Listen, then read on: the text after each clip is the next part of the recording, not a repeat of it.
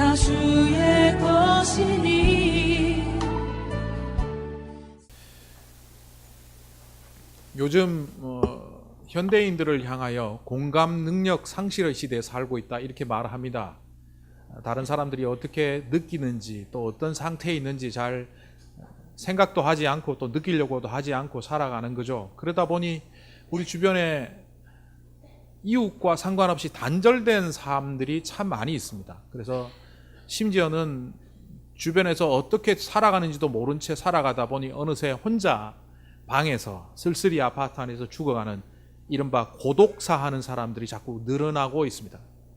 고독사는 뭐 돌아가셔서 그렇게 끝났나 보다 할 수 있지만 우리 주변에 현대인들이 앓고 있는 질병이라는 우울증에 걸려 있는 사람들이 많습니다. 이 사람들은 군중 속의 고독, 외로움을 극단적으로 느끼며 삶의 의욕을 상실한 사람들이죠. 이것이 바로 전부 공감 능력을 상실한 현대인들 모습 속에서 발견되어지는 질병이다 이렇게 말합니다.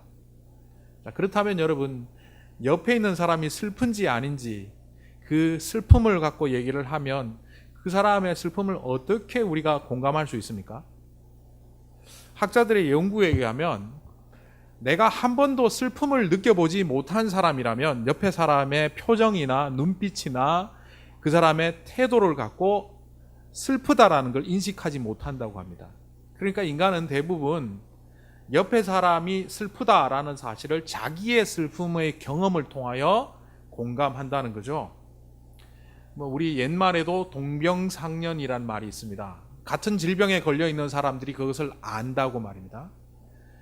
그러니까 우리가 대부분의 타인을 느끼는 모든 공감 능력은 내 경험을 기반으로 해서 나왔다는 것입니다.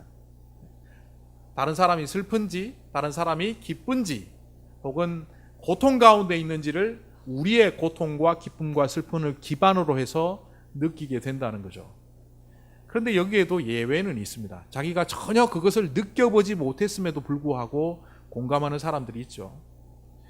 이 공감 능력을 상실한 사람들은 예전에 그 세대 간의 차이를 말할 때 이렇게 말했습니다. 한국에서 보릿고개 이야기를 한 적이 있습니다.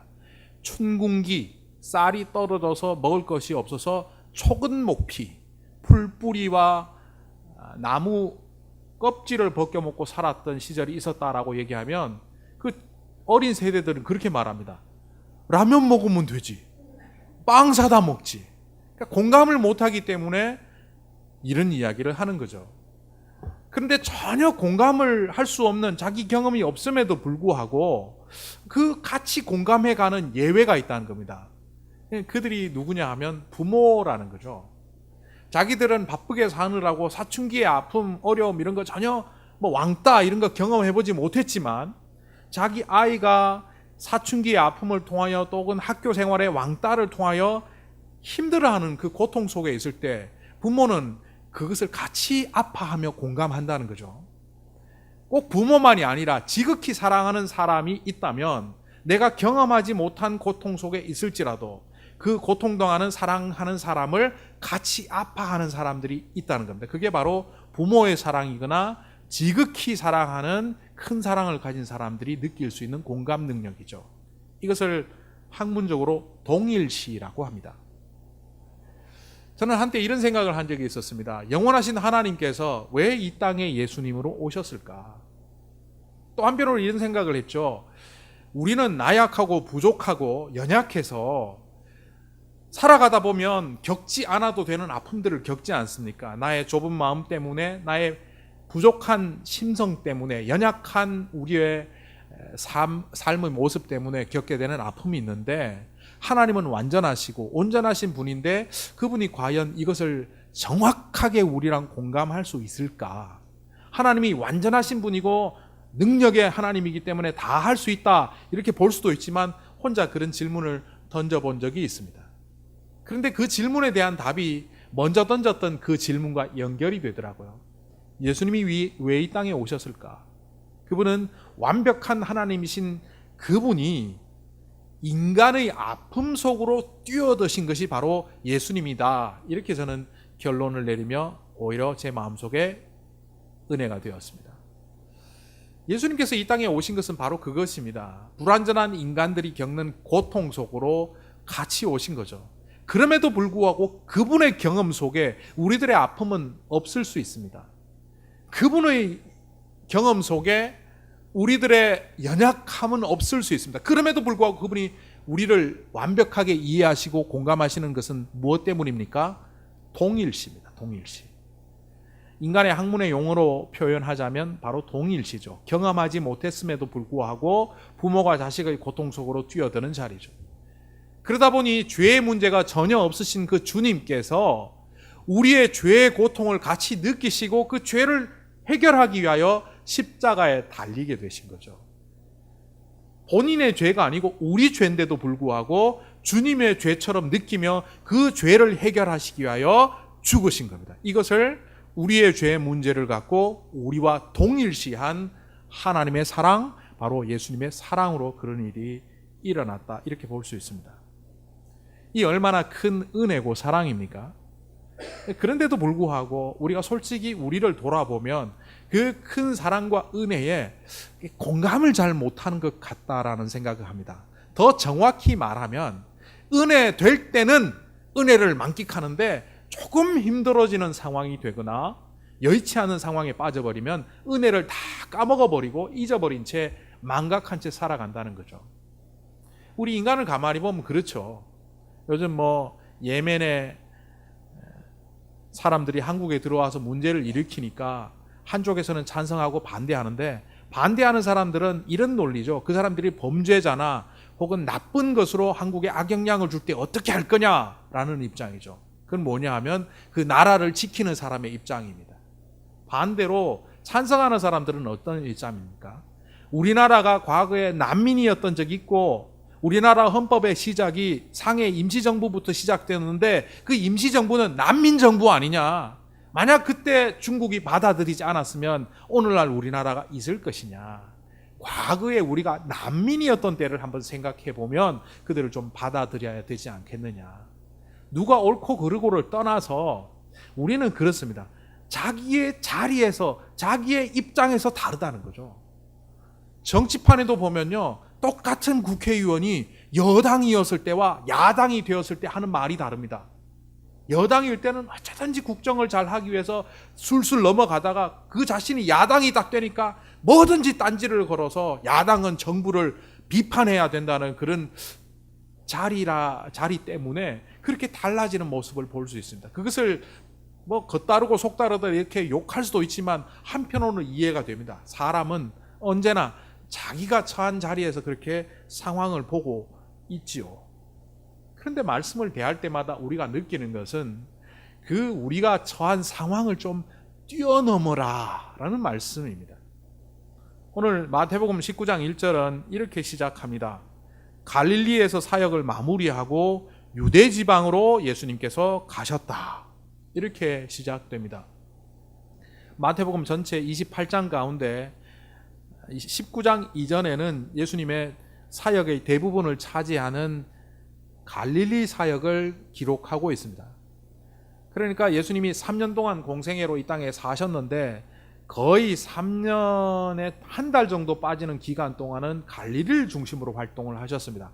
물론 거기서 예루살렘을 한 두 번 왔다 갔다 하시기도 하고 시돈과 두로를 가시기도 했지만 그 거점을 가브라움을 중심으로 한 그 갈릴리 지방에서 사역을 하셨습니다. 그런데 이제 19장부터는 예수님의 활동 본거지가 달라진다는 거죠. 그것은 바로 바리새파 사람들과 사두개파 사람들과 예수님의 적대자들이라고 할 수 있는 사람들이 전체적으로 살고 있는 바로 남쪽 유대 땅이라는 겁니다. 그나마 그래도 많은 사람들이 지지하고 따랐던 갈릴리에 비하여 이 유대지방으로 들어간다는 것이 인간적인 예수님의 모습으로 볼 때 이것은 참 두려운 사건이고 떨림이 있는 사건입니다. 그런데 예수님께서 대략 한 3년 기간 동안 갈릴리를 중심으로 어떤 사역을 하셨는지 우리가 조금 생각을 정리해 볼 필요가 있습니다. 예수님은 먼저 이 땅에 오셔서 하나님 나라를 선포하셨습니다. 가장 먼저 말씀하신 것이 하나님 나라가 가까웠다. 천국이 가까웠다. 회개하라 라는 말씀으로 시작하셨는데 이것은 바로 예수님의 사역 전체를 통하여 늘 하나님 나라를 선포하셨습니다. 그런데 그 하나님 나라가 어떤 나라입니까? 제가 한국에 살 때 우리 둘째 아이가 한 5살쯤 되었던 때입니다. 이 아이가 어느 날 교회를 갔다 와서 그 다음날 제가 월요일 날 쉬는데 유치원을 다녀와서 저를 가만히 보더니만 아빠 언제 죽을 거야? 빨리 죽어. 아이가 어떤 뜻으로 하는지는 대충 눈치는 챘습니다만 말이 좀 표현이 이상해서 물어보니까 그 아이가 그 전날 교회 유치부에서 선생님을 통해서인지 아니면 전도사님을 통해서인지 말씀의 은혜를 받은 거예요. 하나님 나라가 너무 좋고 그 하나님 나라는 죽어서 갈 수 있으니까 그 하나님 나라 우리 모두 가는 소망을 가지자 뭐 이런 설교를 했더라고요. 그러니까 얘는 아빠가 빨리 좋은 곳에 갔으면 좋겠다는 마음으로 빨리 죽으라는 둥, 언제 하나님 나라 갈 거라는 둥 물어본 거였죠. 자, 우리의 머릿속에 하나님 나라는 그 5살짜리가 이해한 것과 같은 그런 모습들이 다분합니다. 죽어서 가는 하나님 나라. 그래서 이 땅에서 마음껏 생을 누리다가 죽어서 하나님 나라 가서 또 잘 사는 그 또 잘 사는 다른 이민 가는 나라 같은 그 하나님 나라를 우리는 생각합니다. 그런데 예수님께서 이 땅에 오셔서 말씀하셨던 하나님 나라는 저 하나님 나라가 이 땅에 임해서 이 땅이 하나님 나라가 되는 것을 말했습니다. 그래서 주님 가르친 기도에도 보면 주님의 나라가 이 땅에 임하시옵고라고 기도하게 하신 거죠. 예수님께서 용서하라고 말씀하셨습니다. 사랑하라 말씀하셨습니다. 심지어 원수까지도 사랑하라고 말씀하셨습니다. 한 뺨을 때리면 다른 뺨을 돌려대라고 했습니다. 오리를 가자 하면 십리를 가자 하고 비판하지 말고 모두가 잘 살아갈 수 있는 나라를 마태복음 5장부터 7장 가운데 말씀하셨습니다. 왜 그런 말씀하셨을까요? 바로 그런 것들이 하나님 나라의 특징이고 하나님 나라를 만들어갈 수 있기 때문입니다. 이사야는 그 하나님의 나라를 이렇게 묘사하기도 합니다. 독사의 굴에 손을 집어넣어도 독사가 물지 않고 어린 양과 사자와 늑대들이 한 풀밭에서 뛰어놀고 무기가 대장간에 가서 농기구가 되고 오늘날로 말하는 가장 평화로운 모습을 이사야는 그리고 있는데 그 평화가 가득한 땅을 바로 하나님의 나라라고 말할 수 있습니다. 바로 그 하나님의 나라를 주님께서는 전하셨습니다. 예수님께서는 또 하나님 나라를 전할 뿐만 아니라 많은 병자들을 고치셨습니다. 그런데 이 병자들을 고치는데 왜 고치셨을까? 당시의 병자들은 크게 2가지 고통 속에 있었습니다. 첫 번째는 질병이 주는 고통이 분명히 있었을 겁니다. 그런데 그 이상으로 또 고통이 하나 있었다면 종교적인 소외감이었습니다. 죄인으로 본다는 거죠. 당시의 병은 전부 죄의 결과로 왔다고 생각했기 때문에 이를테면 회당과 유대인들 사이에서는 이렇게 가르쳤을 겁니다. 이웃 중에 아픈 사람이 있으면 왕따를 시키십시오. 그는 죄인입니다. 이웃 중에 병자가 나오거나 심각한 질병 속에 있는 사람이 있다면 그 사람을 공동체로부터 소외시키십시오. 그 사람은 죄인입니다. 이렇게 가르쳤습니다. 그러니까 예수님께서 병자를 고치신 것은 질병으로부터의 자유와 동시에 그들이 갖고 있는 사회적인 질병, 고독함, 그것으로부터의 완벽한 자유, 즉 희망을 주시기 위하여 병을 고치신 겁니다. 그리고 예수님의 사역 중에 좀 뜬금없는 사역들도 좀 있습니다. 예를 들면 자연이적 사화입니다. 물위를 걸으신 사건이라든지 풍랑을 잠잠케 하셨다든지 또 떡 5개와 물고기 2마리로 5,000명을 먹이셨다든지 또 죽은 자를 살리셨다든지 이런 것을 자연기적, 자연이적 사화라고 하는데 이런 일들도 하셨습니다. 자, 제가 질문 하나 드릴게요. 예수님께서 이 땅에 살리신 사람들이 있죠. 죽었던 사람 나사로, 회당장 야이로, 이런 야이로의 딸, 이 2사람을 살렸는데 이 사람들이 지금까지 살아있겠습니까? 아니면 나이 들어서 죽었겠습니까? 얼핏 생각할 때 예수님께서 우리에게 생명을 주시고 부활을 주셨다면 그 영원히 살아야 되는 것 아닙니까? 그런데 다른코 말씀을 드립니다. 나사로와 회당장 야이로의 딸은 죽었습니다. 그렇다면 죽을 사람 왜 또 살리셨냐는 거죠. 그들의 가족에게는 그 딸을 살리고 오라비를 살림으로 기쁨을 주겠지만 그 당사자에게는 과연 그게 뭐냐는 거죠. 나사로가 신앙이 좋은 사람이었는데 천국 문까지 가갖고, 아니면 천국 문에서 나흘이 지났으니까 밥 한 그릇 먹고 푹 쉬고 있는데 갑자기 콜 해갖고 다시 내려왔어요. 좀 유머스럽기는 하지만 그 당사자 입장에서는 왜 내가 이 땅에 또 살아야 되지? 그 생각이 들었을 것 같기도 합니다. 제가 설명하는 핵심은요, 이 자연 이적 사화를 왜 예수님께서 하셨을까요? 물위를 걸으시고 풍랑을 잠잠케 하시고 죽은 자를 살리시고 오병이어 사건은 바로 그 사건을 통하여 예수님이 메시아이심을 드러내신 겁니다. 질병을 고침으로 사람들에게 자유와 희망을 선언하시고 하나님 나라를 선포하시며 이 땅에 하나님 나라의 임재를 만들어가는 주님의 백성들을 만들어 가심과 동시에 본인이 메시아이심을 이 땅에 드러내시며 사역을 감당하셨습니다. 이것이 지난 3년의 한 달 빠지는 그 시간 속에서 하셨던 일들입니다. 이 사역을 마무리하고 예수님께서 유대를 향하여, 이른바 예루살렘을 향하여 떠나시는 그 걸음과 유대 땅에 들어갔을 때 소감이 어떻게 했겠습니까? 이제 내가 십자가에 매달려서 곧 죽게 되는구나. 야, 이거 참 떨린다. 이런 마음이 있었겠습니까? 아니면 이거 어떡하지? 내가 이제 죽는구나. 이 두려움을 어떻게 이겨내지? 창세기 12장에 보면 아브라함이라는 사람이 나옵니다. 이 아브라함은 자기가 잘 살고 있는 땅에서 친척, 본토, 아비집을 떠나 내가 지시할 땅으로 가라는 명령을 따라 떠났던 사람입니다. 문명지에서 시골로 들어갔고요. 사람들에게 인정받는 자리에서 아무것도 없는 자리로 갔고요. 잘 살고 있는 안전한 곳으로부터 그는 익숙하지 않은 곳으로 떠나가야만 했습니다. 이때 그의 마음이 어땠을까요? 두려움이 있었을 겁니다. 동시에 하나님께서 나를 택하사 주님이 가라는 곳으로 가라고 하시는구나 하는 것에 대한 떨림도 있었을 겁니다. 저는 이 아브라함의 마음을 2004년도 9월달 미국으로 들어오던 제 그때 비행기 안에서 느꼈습니다. 14시간을 거의 잠을 자지 못하고 이제 미국에 가서 어느 교회 담임 목사를 하기 위하여 처음 미국 땅으로 들어올 때 제 마음 안에는 떨림과 동시에 두려움이 있었습니다.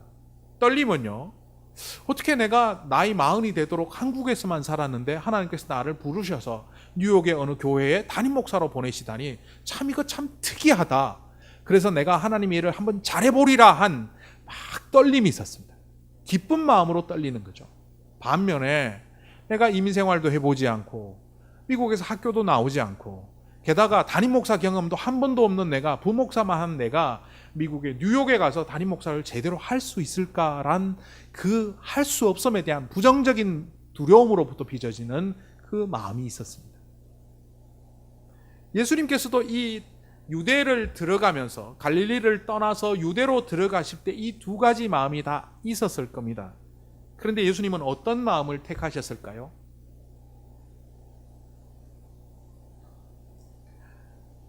예수님께서 골고다로 십자가를 지시기 전날 밤 기도하셨죠. 겟세마네에서 나는 이 잔을 피하는 것이 좋은데 주님이 원하시면 기꺼이 아버지의 뜻대로 이 잔을 택하겠습니다. 이 기도를 통하여 예수님 마음속에도 두려움과 떨림이 동시에 있었다는 것을 볼 수 있습니다. 그리고 주님께서는 바로 그 떨림을 택하셨습니다. 우리가 하나님의 일을 하려고 할 때 우리 안에 자꾸 막막함이 있습니다. 분명히 하나님의 마음을 공감하고 주님의 뜻을 헤아리며 나아가야 되는데도 불구하고 믿는 사람들임에도 불구하고 주님의 마음에 공감을 하지를 못합니다. 주님의 은혜는 차지하기를 원하지만 그 은혜를 차지한 사람이 가져야 될 은혜의 책무로서의 자리를 외면할 때가 많습니다. 왜 그렇습니까? 하나님의 일을 할 때에 두려움과 떨림이 동시에 온다는 사실을 우리는 잘 모르기 때문입니다. 그리고 그 자리에서 우리는 떨림을 택하여야 됨에도 불구하고 두려움을 자꾸 택하는 거죠. 그래서 이런 말을 합니다. 아직 나는 준비가 덜 됐어? 나중에 하지 뭐. 내가 이렇게까지 해야 되나? 여러 가지 말로 두려움을 택하는 거죠. 그래서 나는 할 수 없다라고 말하는 겁니다. 왜 우리가 예수 믿는 사람임에도 불구하고 주님의 마음을 잘 공감하지 못할까요? 예수님께서 우리를 통일시하시며 우리 죄를 지고 십자가에 돌아가셨음에도 불구하고 그 사랑을 받은 우리들임에도 불구하고 왜 그 사랑을 다른 사람들한테 전하는 것이 힘들까요? 뭔가 가로막는 것이 있다는 겁니다. 그 가로막는 것은 우리의 잘못된 선택이 첫 번째라는 겁니다. 하나님께서 우리에게 마음의 감동을 주시죠. 어떤 때는 느낌으로, 어떤 때는 결단으로, 어떤 때는 생각으로, 어떤 때는 묵상 가운데 주십니다. 그런데 그때 우리가 뭘 택합니까? 두려움을 택합니다. 아니야. 지금은 아니야. 오늘 예수님께서 유대 땅으로 들어가시는 그 모습을 통하여 우리는 두려움과 떨림 속에서 떨림을 선택하는 주님의 모습을 보면서 우리 또한 그 길을 걸어가야 되나 한번 생각해 봅니다. 오늘 말씀은 또 이렇게 이어집니다.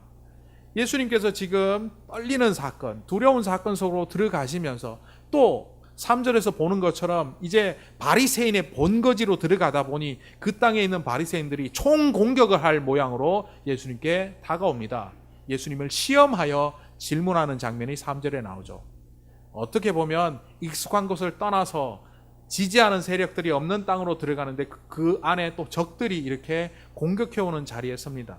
이런 상황 속에서 많은 사람들은 예수님의 속도 모르고 예수님을 따라 나서죠. 많은 무리들이 예수님을 따라왔고 예수님께 따라온 그 사람들의 목적은 하나죠. 그들의 절절함, 질병을 고쳐달라는 거였습니다. 그때 예수님께서는 이 병자들을 고쳐줍니다. 어떻게 보면 이렇습니다. 내가 정말 위기에 빠져서 이 일에 몰두하고 있는데 전혀 다른 의도로 도움을 요청할 때 우리 대부분의 사람들은 화를 내거나 외면하거나 무시합니다.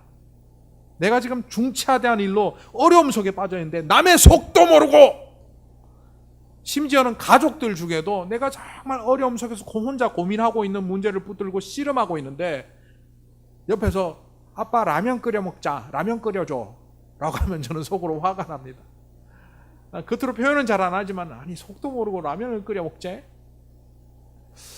물론 그 라면 끓여 먹자는 사람은 배가 고파서 절절함을 갖고 얘기하는 거지만 내 입장에서 보면 지금 해결하지 안 되는 이 문제 때문에 고민 속에 빠져 있는 걸 모르고 어찌 저런 자기 이익만을 추구할까, 이런 심리가 생긴다는 거죠. 예수님의 마음 속에 들어가 보면 예수님은 어땠을까? 지금 예수님은 십자가를 지기 위하여 예루살렘을 향하여 가는 길에 있습니다. 고요히 혼자 기도하시며 마음의 준비를 해야 되는 상황인데 이 사람들이 나서서 주님께 병을 고쳐달라고 합니다. 이 속도 모르는 사람들이 찾아왔음에도 불구하고 주님은 그들을 고쳐줍니다.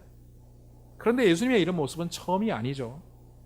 마태복음 12장 15절에 보면 그때 갈릴리 지역에서 바리새파 사람들이 예수님을 죽일 모의를 하게 됩니다. 안식일에 대한 규정을 어기는 걸 보고 예수님을 어떻게 죽일까 모의하는 그 위급한 상황 속에서 예수님은 산으로 가서 혼자 기도하시려고 하는 상황에 있었습니다. 그런데 많은 사람들이 예수님께 산까지 찾아옵니다. 그때 예수님은 그 병자들을 다 고쳐줍니다. 속이 타들어가는데도 불구하고, 인간적인 표현으로 하면 예수님의 상황이 여의치 않았음에도 불구하고 그 병자들을 고쳐줍니다. 마태복음 15장 29절 30절에서 동일한 모습이 있습니다. 예수님께서 지쳐서 이제 쉼을 얻고 혼자 기도하시기 위하여 사역을 마치고 산에 갔는데 그때도 병자들이 쫓아와서 병을 고쳐달라고 할 때 예수님께서는 밤이 맞도록 그 병자들을 고치는 장면들이 나옵니다.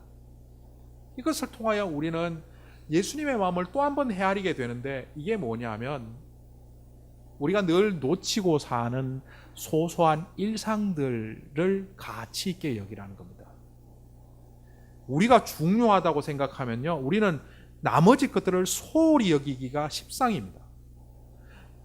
내가 이것이 중요하다라고 서버리면 다른 사람이 아무리 저것이 중요하다 그래도 듣지를 않습니다. 내 자리를 고수하기 바쁘다는 거죠. 그래서 나와 상관없는 사람들이 옆에 100명이 지나가도 나는 관심을 갖지 않습니다. 옆에 있는 사람이 아파하는지, 그 사람이 힘들어하는지, 아니면 그 사람이 기뻐하는지도 관심 없는 채 나는 내 갈 길만 가는 사람이 될 경우들이 있습니다. 그런데 오늘 예수님의 이런 모습들을 보면서 우리가 깨닫는 것은 바로 일상 속에서 마주하는 그 작은 모습들이, 일상 속에서 마주하는 내가 그렇게 가치 없다고 여기는 바로 그 한 사람이 우리가 만나게 되는 하나님의 사건이요, 우리가 만나게 되는 예수님이라는 사실을 우리는 기억해야 한다는 겁니다. 일상 속에서 작은 가치들을 놓친 채 중차대한 가치만을 추구하며 살아가고 있다면 우리는 결과 중심주의자가 됩니다. 이 땅의 사람들은 대부분 결과와 업적을 중심으로 사람을 평가합니다. 그런데 하나님 나라에서 평가의 대상은 결과와 업적보다는 그 사람이 어떤 마음으로, 어떤 태도로 사람들을 대하며 사건을 대하며 살아왔는가입니다. 이런 작은 모습들을 살펴보며 오늘 3절에 보면 예수님은 드디어 바리새파의 시험이 들어있는 질문을 받게 됩니다. 자, 오늘 말씀 중에서 3절부터 12절까지 되어진 이 예수님의 대화와 예수님의 말씀을 일컬어 이혼을 금지한 말씀이다라고 말합니다. 사실 문자적으로 보면 그렇게 보이는 것이 사실입니다. 그런데 당시에 유대인들은 어떠했습니까? 이혼이 보편화되어 있었습니다. 결혼을 깨는 것이 보편화되어 있었습니다. 오늘 우리들은 어떠합니까? 교회 밖은 물론이고 교회 안에 있는 우리들도 이혼이 하나님의 명령을 어기고 예수님의 말씀을 어기는 것이라고 잘 생각하지 않습니다. 보편화되어 있습니다. 그런데 오늘 이 말씀 속에 예수님이 하는 말씀을 문자적으로 받아들이면 하나님이 맺으신 짝을 인간이 나눌 수 없다는 말을 통하여 마치 절대 이혼을 금지한다는 말씀처럼 보여집니다. 그런데 이 논쟁의 시작점으로 우리는 다시 한번 가볼 필요가 있습니다. 왜 예수님께 이 결혼과 혹은 이혼과 관련된 문구를 통하여 바리새인들이 시비를 걸게 되었을까요? 그 앞에 예수님이 이런 말씀을 하셨기 때문입니다. 마태복음 5장 31절 32절에서 이른바 산상수훈에서 예수님은 이렇게 말씀하십니다. 누구든지 아내를 버리려는 사람은 그에게 이혼 증서를 써주어라. 이것은 레위기, 민수기, 신명기에 있는 말씀입니다. 라고 말하였다. 누가 말했겠습니까? 모세가 말했다는 거죠. 그러나 나는 너희에게 말한다. 예수님의 음성은 이제부터 시작되죠. 음행한 경우를 제외하고 아내를 버리는 사람은 그 여자를 간음하게 하는 것이요, 또 버림받은 여자와 결혼한 사람은 누구든지 간음하는 것이다. 바로 이 마태복음 5장에서 하셨던 말씀들이 바리새파 사람들과 당시 유대인들에게 걸림이 됐다는 겁니다. 앞에서도 언급했던 것처럼 레위기, 민수기, 신명기 같은 곳에서 이미 모세는 이혼 증서를 써주고 여자를 내보낼 수 있게 했습니다. 그 당시에는요, 이혼은 남자의 주도에 의해서만 가능했습니다. 그래서 남자가 이혼하겠다 하고 이혼 증서를 써주면 합당하게 이혼이 돼서 요즘식으로 얘기하면 합의 이혼이 된다는 겁니다. 그러니까 수많은 사람들이 이혼을 보편화하고 다 받아들이는데 왜 이혼을 금지하느냐라는 시비이기도 하고요. 근데 그보다 더 중요한 것은 모세가 허락한 것을 왜 당신이 막느냐는 거죠. 당신이 모세보다 더 위대한 사람이냐? 오늘 많은 사람들이 결혼에 대하여 헤어질 수도 있다라고 생각하는 이때에 예수님이 왜 또 우리들에게는 이런 말씀을 하셨을까요? 이것은 단지 2000년 전 쾌kä묵은 말씀일까요? 근데 오늘 이 말씀은요, 간단하게 정확하게 말하면 이혼에 관한 말씀이 아닙니다. 결혼에 관한 말씀입니다. 너 그러면 밥도 못 먹어, 굶어 죽어, 똑바로 살아, 이렇게 말할 때 그 말의 핵심이 굶어 죽는다에 있습니까? 그 말은 똑바로 살라는 말이죠. 예수님께서 남자들이 결혼이라는 시스템을 통하여 당시에 폭력적이고 이기적이고 탐욕적인 시스템을 유지하면서 여자들을 희생하는 것을 도저히 못 보겠다고 예수님이 말씀하신 겁니다. 여자들을 희생하지 마라. 결혼이라는 제도를 통하여 폭력과 이기와 탐욕이 남욕한 그런 생활을 그만하라는 겁니다. 오늘날 교회 안에서 이 말씀을 갖고 많은 사람들이 자기의 처한 위치에 따라서 다르게 바라봅니다. 자기가 한 번도 이혼하지 않고 결혼 생활을 잘 유지하고 있는 사람은 이 말씀을 통하여 자부심을 갖습니다. 그리고 이혼의 자리에 갔던 사람들을 이 말씀을 갖고 은근히 비판하거나 대놓고 비판합니다. 반면 이혼의 자리에 처해 있었던 사람이나 과거에 했던 사람은 이 말씀을 갖고 과거의 말씀이거나 혹은 시대에 맞지 않는 말씀이라고 치부하며 예수님의 음성을 외면하며 살아갑니다. 그러다 보니 그 습관은 다른 말씀에도 그대로 적용되어서 원수를 사랑하라, 용서하라 이런 말씀들도 다 거절하며 자기가 필요한 말씀만을 선택하며 그렇게 제한적으로 신앙생활하는 사람들도 있습니다. 그런데 이 두 자리는 다 틀렸습니다. 왜냐하면 예수님은 이 말씀을 통하여 하시고자 하는 것이 따로 있기 때문입니다. 오늘 설교의 제목이 뭔지 기억하십니까? 완악함을 떠나라는 겁니다. 우리 성경 번역에 보면 완악하다라고 동사처럼 되어 있지만 이 헬라어로 보면 스클레로칼디아라는 말이 완악한 마음이라는 것을 말합니다. 아니면 마음이 완악하여진 상태. 그래서 영어 성경에 보면 이것을 hardness of heart, 마음의 딱딱함, 마음의 완고함이라고 말합니다. 우리가 주님의 음성을 듣지 못하고 주님의 마음을 공감하지 못하는 이유가 바로 여기에 있습니다.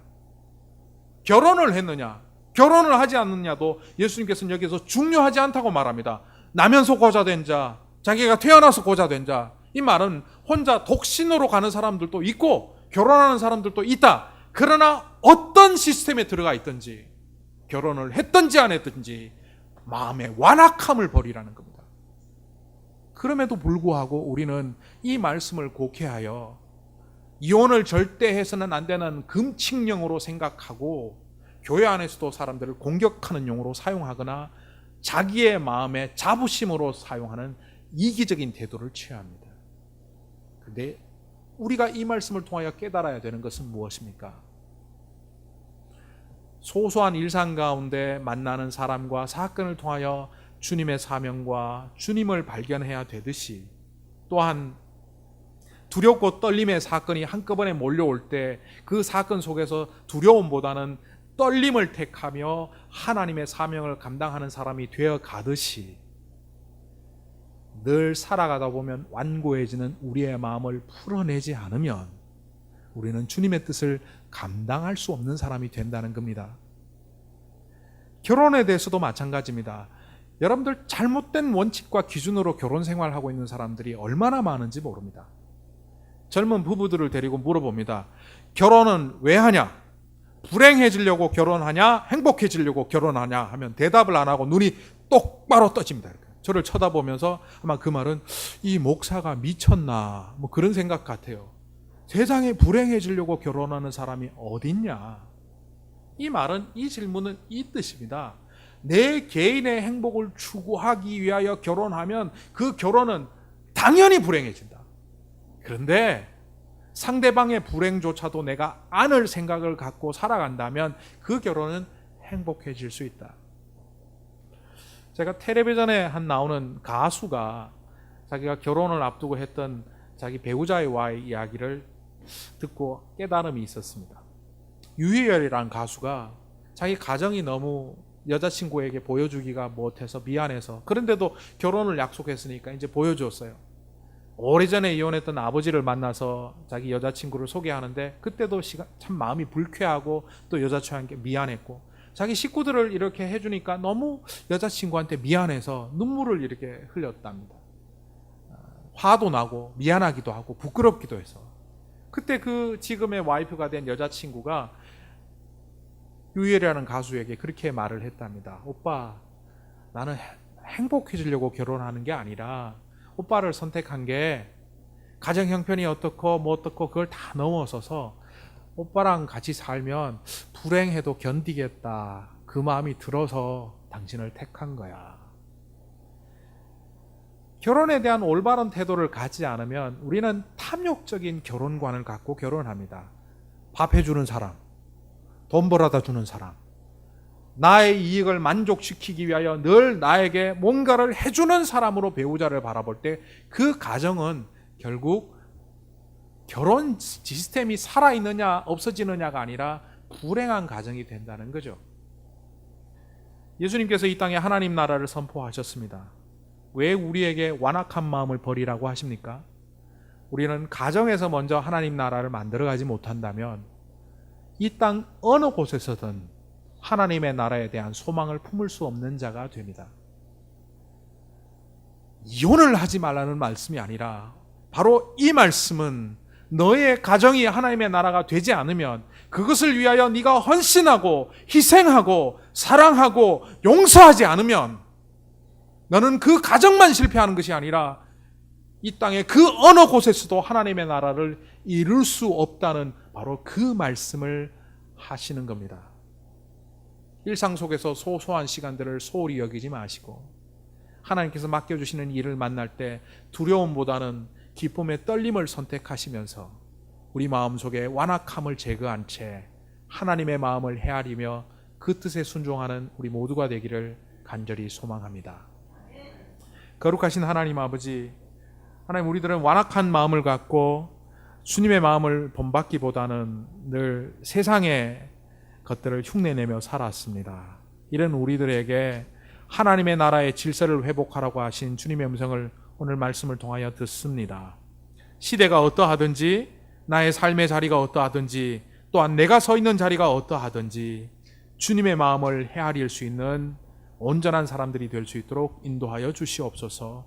예수님의 이름으로 기도하옵나이다. 아멘. 우리 다